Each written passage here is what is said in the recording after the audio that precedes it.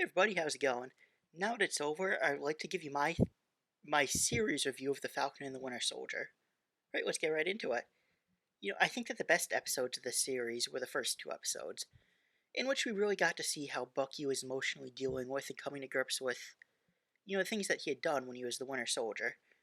And I especially love the scene where he explained why he was so upset with Sam for not taking up the mantle of Captain America.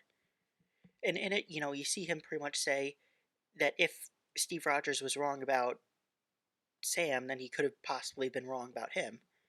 This also shows how he's dealing with the loss of his childhood best friend. After these two episodes, I don't think there was a lot more character development for Bucky. They kind of just said F it and let's focus on the dude that can fly now because he's more entertaining.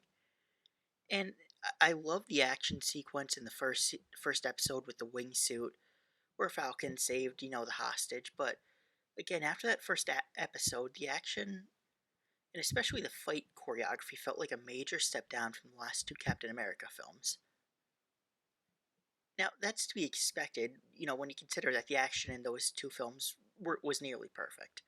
Like, seriously, if you don't like The Winter Soldier and Civil War, you must be seriously messed up in the head. But, all in all, the show really struggled without the direction of the Russo brothers.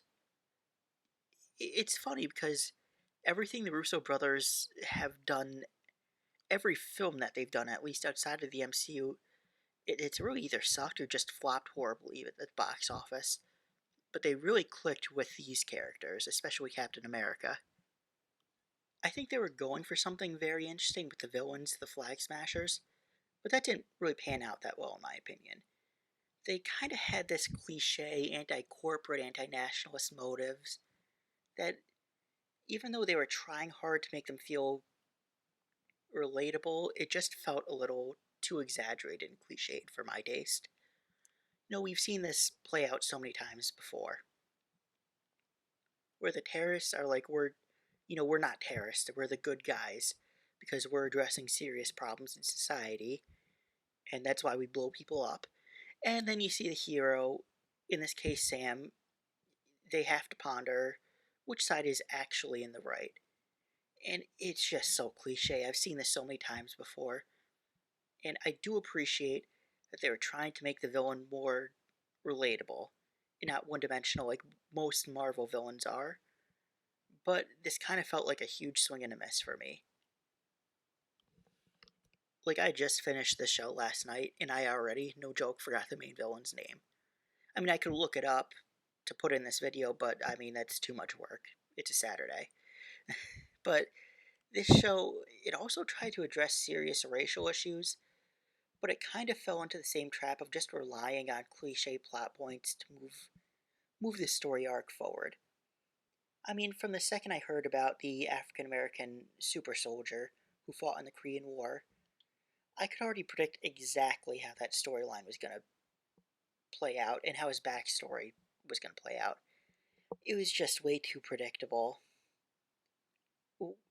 When you're trying to inject social critique into a film or show, you need to do it subtly and in a way that flows with the tone of the show. An example of this was how grief was the underlying theme in WandaVision. They managed to subtly make each episode in the fake sitcom act as an allegory for the different stages of grief, and they did so in a way that was, again, very subtle, so you probably didn't even realize this until the show was almost over.